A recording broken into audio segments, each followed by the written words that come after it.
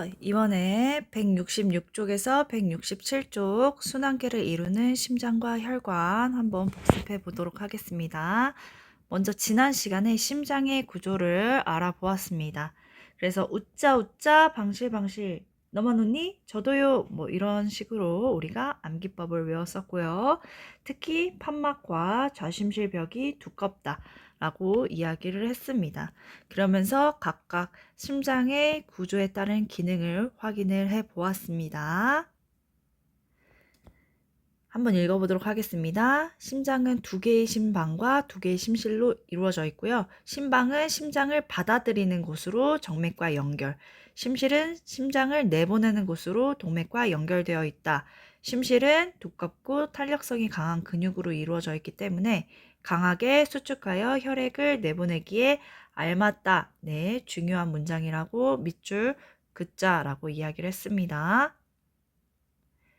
또한 한 방향으로 심장 안에서 흘러야 되기 때문에 혈액이 거꾸로 흐르는 것을 막아주는 판막이 있다고 했습니다. 그 덕분에 혈액이 심방, 심실에서 동맥 방향으로 흐른다고 이야기했습니다. 간단하게 그리면 하트 모양 그리고요. 네 구역으로 나누고요. 이렇게 팔과 다리를 그렸습니다. 네, 웃자 웃자. 또 위아래로 방실방실. 그리고 저도요 하면서 정맥, 동맥 했습니다. 그리고 아직 배우지는 않았지만 한 방향으로 이렇게 흐른다면은 두 사이클이 돼야 되는데 실제로 저희가 두 사이클로 돌지 않죠? 그 이유가 크로스로 들어가기 때문인데 이쪽이 폐동맥이면 크로스해서 이쪽으로 폐정맥으로 들어가고요. 그리고 폐정맥 거쳐서 좌심방, 좌심실로 들어가면 다시 동맥으로 나오게 되는데 그때는 크게 도는 대동맥으로 들어가서 모세혈관 거쳐서 대정맥으로 다시 크로스로 들어가는 모습을 볼 수 있었습니다. 이 구조에 맞춰서 각각의 그림을 보시면 되겠고요. 혈관에 어떤 특징이 있는지 한번 보도록 하겠습니다. 심장에서 나온 혈액은 혈관을 따라서 흐르는데요. 혈관은 동맥, 모세혈관, 정맥으로 구분되어 있습니다. 동맥은 심장에서 나오는 이 심실과 연결되어 있죠. 좌심실, 우심실이 두꺼웠고 그 중에서 좌심실이 두껍다고 했어요.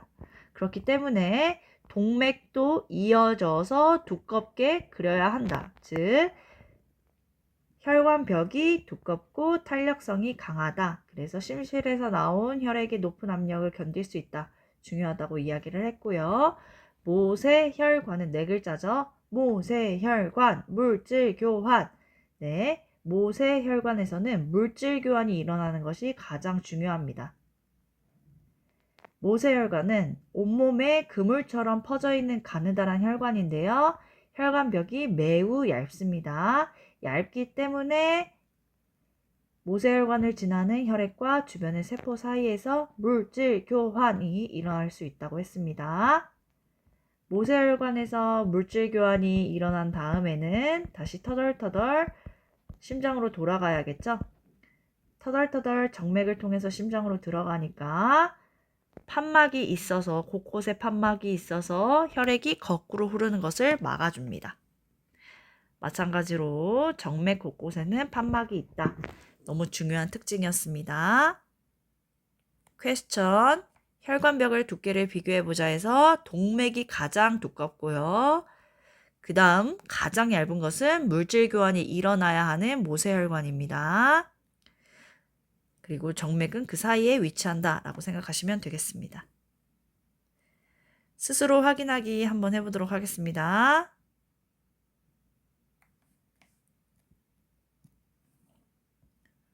네.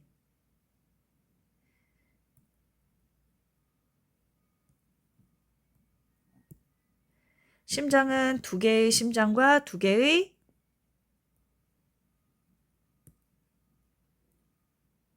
심실로 이루어져 있고요. 또 심장에서 나온 혈액은 어떻게 이루어져 있어요?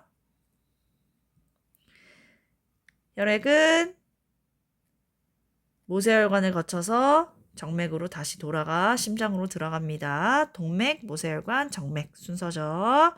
그리고 좌심실이 수축할 때는 어느 쪽에 판막이 닫혀요? 자, 수축한다라는 거 좌심실 어느 쪽이에요? 이쪽 부분인 것을 알 수 있습니다. 좌심실이 수축할 때는 이쪽 동맥으로 혈액이 나가야 되기 때문에 심실과 동맥 사이에 판막은 열어져야 되고요. 또 심방과 심실 사이는 절대 거꾸로 가면 안 되기 때문에 이쪽은 막혀 있어야 됩니다. 다시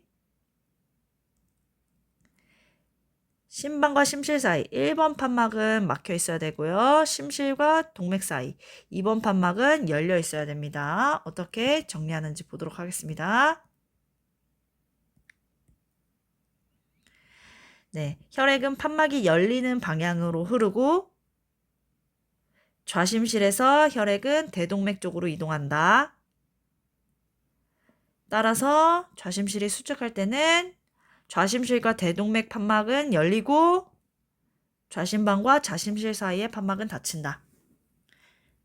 이렇게 서술해 주시면 되겠습니다. 또한 심폐소생술은 순환계를 이루는 어디를 압박해서? 심장을 압박해서 혈액을 흐르게 합니다. 다음 쪽 보도록 하겠습니다.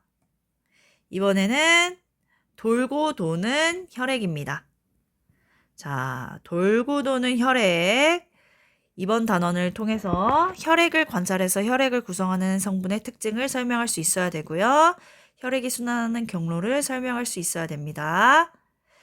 자, 먼저 오른쪽 그림 보도록 하겠습니다. 심장에서 나간 적혈구가 돌아오는 까닭은 무엇일까요? 무엇일까요? 혈액 순환 경로에 따라서 이동하기 때문에 심장으로 다시 돌아온다라고 이야기를 합니다. 그러면 관련된 영상 먼저 보도록 하겠습니다.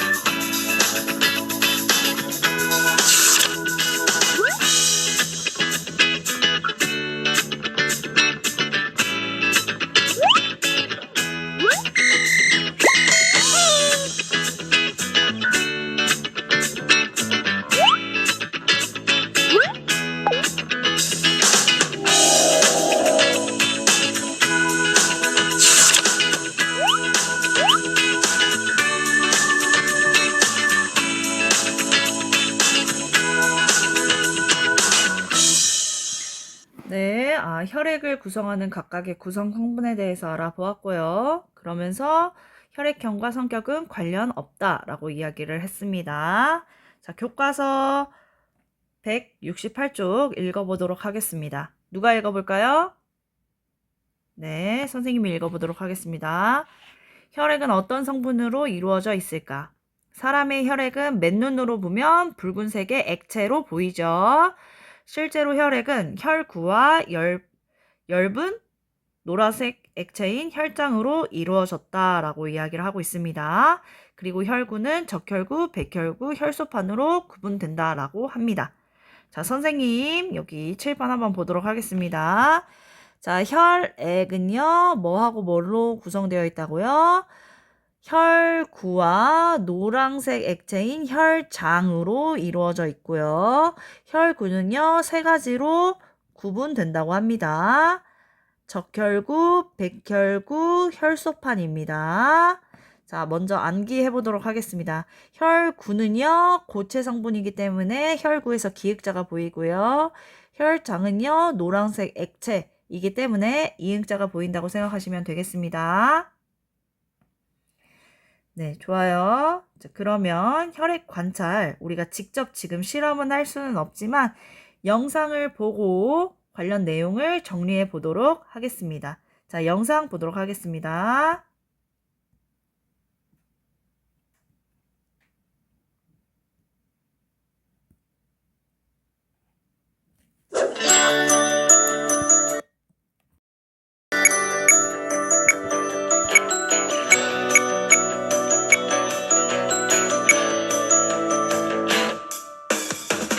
손가락 끝을 소독한 후 체혈기로 찌릅니다.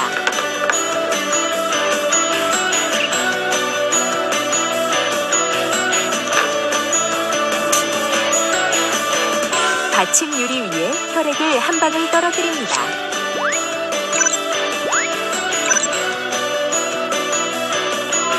혈액에 생리식염수를 한 방울 떨어뜨립니다.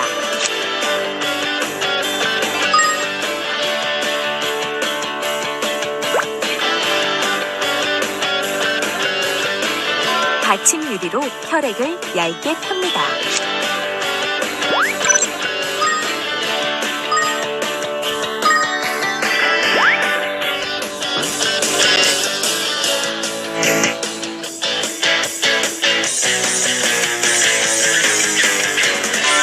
얇게 편 혈액에 에탄올을 한 방울 떨어뜨리고 말립니다.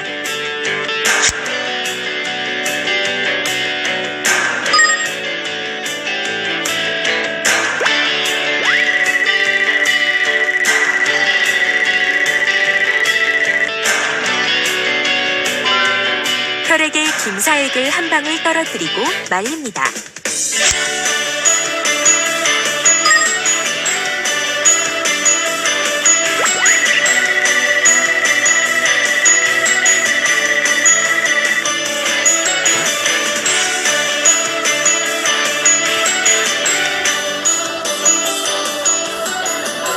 김사액을 물로 씻어내고 잘 말립니다.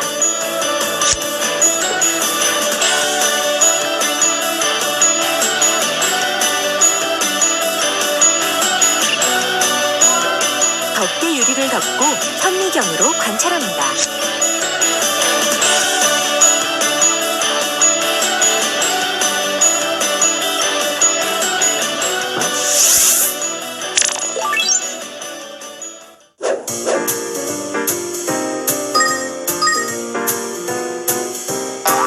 백혈구와 적혈구 두 종류의 혈구가 관찰됩니다.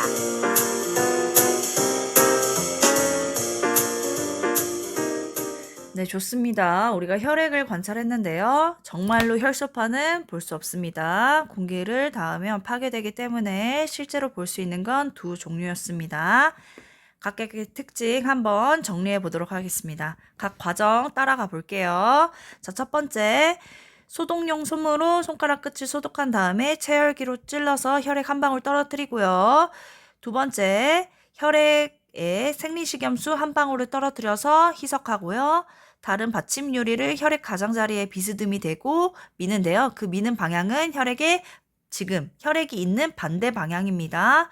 그래야지 혈구를 끌고 갈 수 있고 기존의 혈구가 터지지 않습니다. 더 쉽게 생각하면은 현미경은 광학 현미경으로서 빛이 통과해서 우리 눈에서 확대해서 보이는 건데 너무 두꺼우면 안 보여서 이렇게 얇게 혈액이 없는 쪽으로 밀어서 보나 보다 라고 생각을 해도 좋습니다. 첫 번째, 혈액이 없는 방향 쪽으로 미는 이유는 혈구를 터뜨리지 않기 위해서. 두 번째, 광학 현미경으로 빛을 투과해서 볼 때 잘 보이게 하려고 그럽니다. 한 겹으로 만들려고. 세 번째 과정입니다. 혈액에 에탄올을 한 방울 떨어뜨리고요. 김사액을 떨어뜨립니다. 자, 에탄올은요, 혈액을 고정하는 겁니다. 여기서 고정이란 고정! 네, fix라는 뜻입니다. 그래서 혈액을 구성하는 구성 성분들이 파괴되거나 아니면 움직이지 않게 고정하는 거고요. 네, 김사액은요, 핵을 염색하는 것입니다. 핵 염색. 핵을 염색하면 핵이 보라색으로 보이게 됩니다. 그런데 결과적으로 봤을 때 핵이 있는 혈구는 백혈구밖에 없기 때문에 김사액을 백혈구의 핵을 염색해서 백혈구를 보라색으로 보이게 한다라고도 이야기를 합니다. 역할을 이야기할 때. 네. 그 다음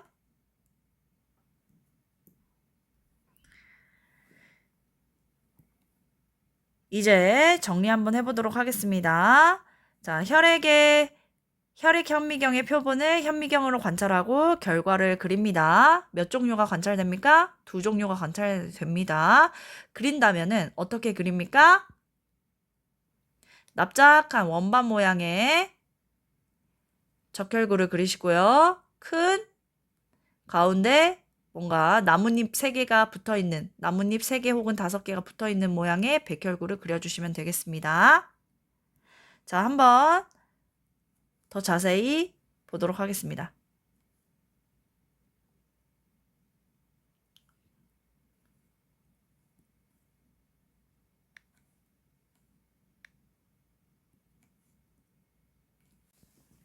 자, 예시 답안 1번입니다. 관찰되는 혈구. 적혈구는요, 가운데가 오목한 원반 모양이다. 네, 이렇게 그려주시면 되겠습니다. 교과서에 나온 대로. 원반 모양. 동그라미가 아니라 원반 모양으로 그려주셔야 되고요. 가운데가 오목하니까 이렇게 뭔가 안으로 움푹 들어간 모양을 해주시면 되겠습니다. 보통 중간고사 문제로 가운데가 볼록한 원반 모양이다. 뭐 이렇게 나오죠. 볼록한 게 아니라 오목한 겁니다. 배꼽처럼. 그리고 다른 혈구, 백혈구는요. 크기가 엄청 크고요. 모양이 불규칙합니다. 왜냐하면 백혈구는 모양을 변경할 수 있기 때문이죠. 백혈구는 이렇게 크고요. 가운데에 핵이 있는 모양을 그려주시면 좋지요. 그리고 모양이 불규칙한 거는 백혈구가 세균을 잡아먹는 역할을 하기 때문에 막 이런 식으로도 모양을 바꿔서 그렇습니다. 자, 2번입니다. 2번 정답은요. 2번에서 뭘 물어봤죠? 김사액으로 염색되는 혈구는 다른 혈구랑 다른 점.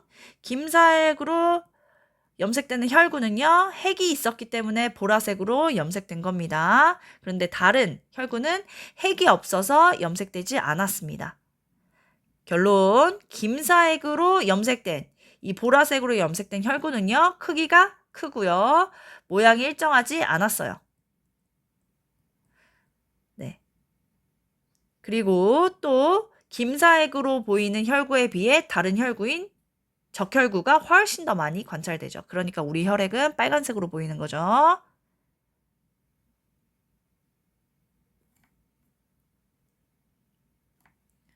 자, 마무리 한번 읽어보도록 하겠습니다.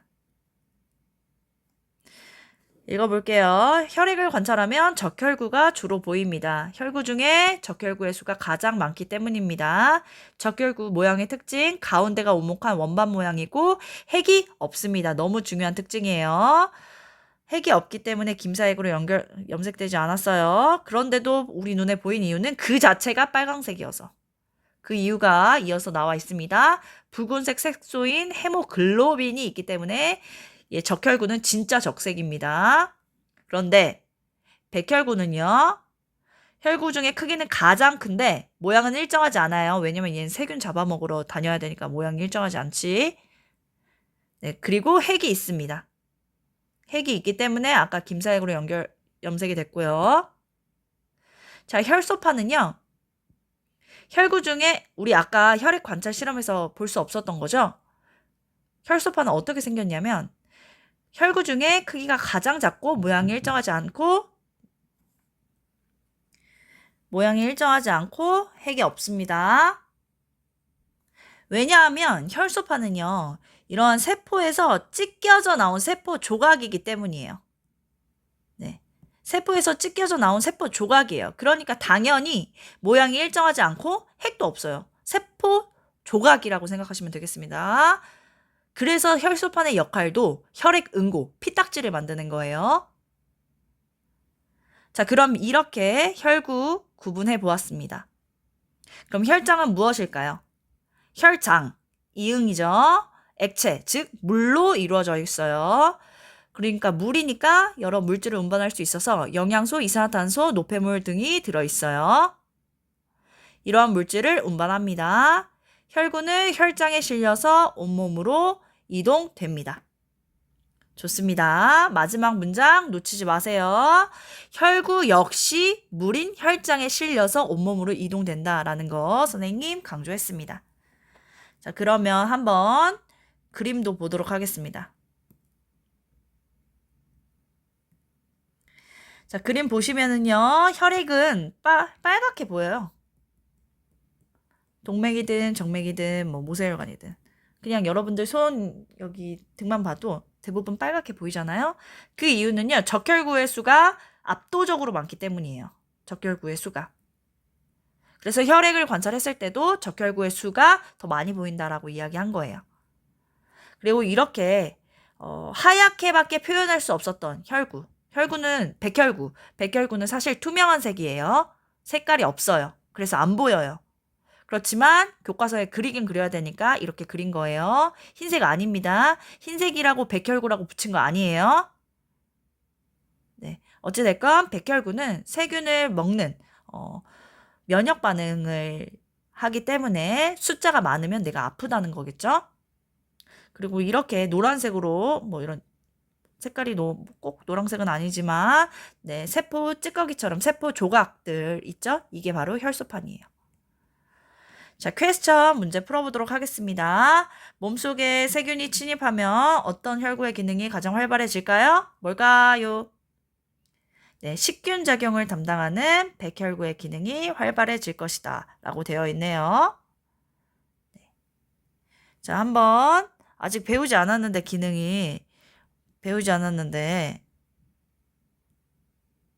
네, 이렇게 문제가 나왔습니다.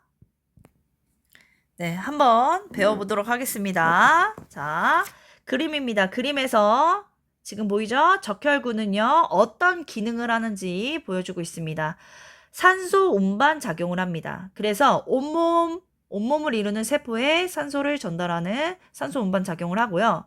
그 헤모글로빈이 산소가 많은 곳에서는 산소와 결합하고 적은 곳에서는 산소와 떨어져서 그 세포한테 주는 성질이 있기 때문에 그렇습니다. 아주 중요한 내용입니다. 가장 중요해요. 적혈구 산소 운반하는 거 대부분 아는데 헤모글로빈이 있는 것도 대부분 알 거예요. 근데 많은 곳에서는 얻어오고 적은 곳에서는 떨어져서 그 세포한테 전달하는 이 성질 아주 중요한 내용입니다. 잘 기억하세요. 백혈구 한번 정리해 보도록 하겠습니다. 백혈구는요, 몸속에 침입한 세균을 잡아먹는 식균 작용합니다. 세균을 잡아먹는다, 식사한다라는 뜻이죠. 식균 작용. 혈소판은요, 네, 세포 조각, 찢겨진 세포 조각이라고 했었지, 상처 부위에서 출혈을 멈추게 하는 혈액 응고 작용을 합니다. 네, 그래서 퀘스천의 정답은 뭐였어요? 네, 세균이 침입하면 당연히 백혈구의 기능이 활발해진다가 정답이었습니다.